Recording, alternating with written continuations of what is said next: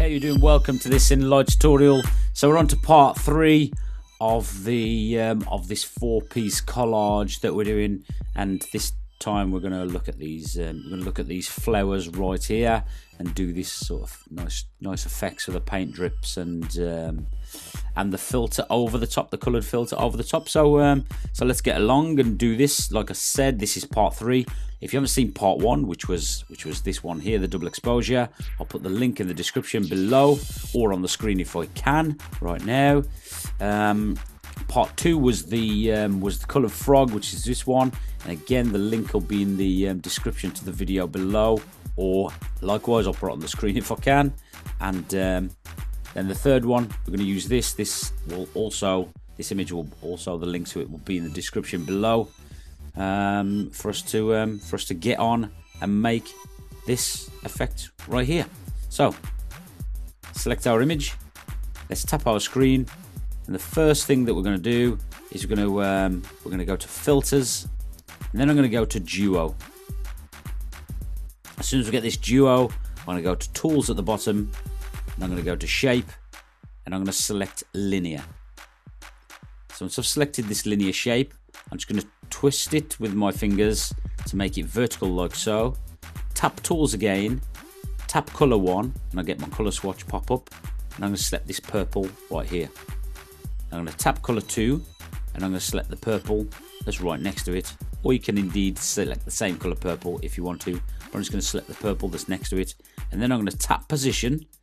You see these anchor points here? I'm just going to slide my fingers out so it extends, so you've got less of this split color across, and we sort of extend the color and blur the colors into one, and this is the color that I'm looking for. I'm then going to go to blending and just show you. I'm going to tap blending.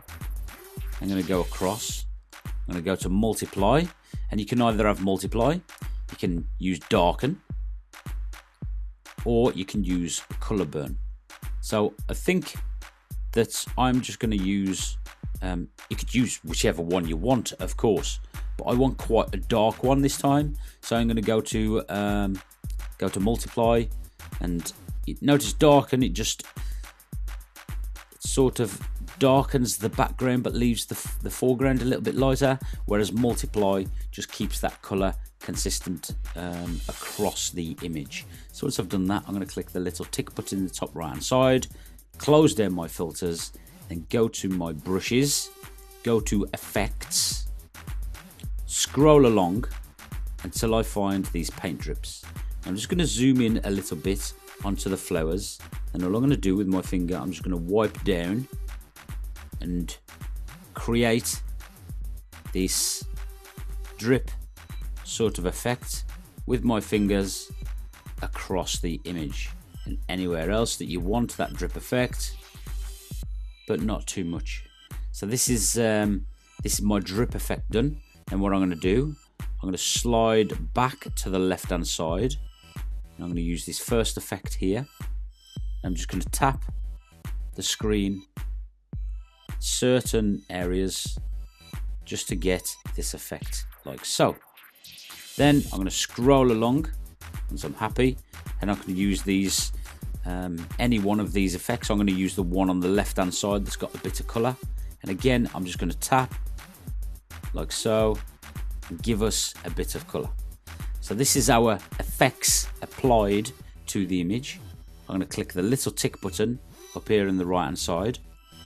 I'm then going to go to my image. I'm going to go to adjust. I'm going to scroll along.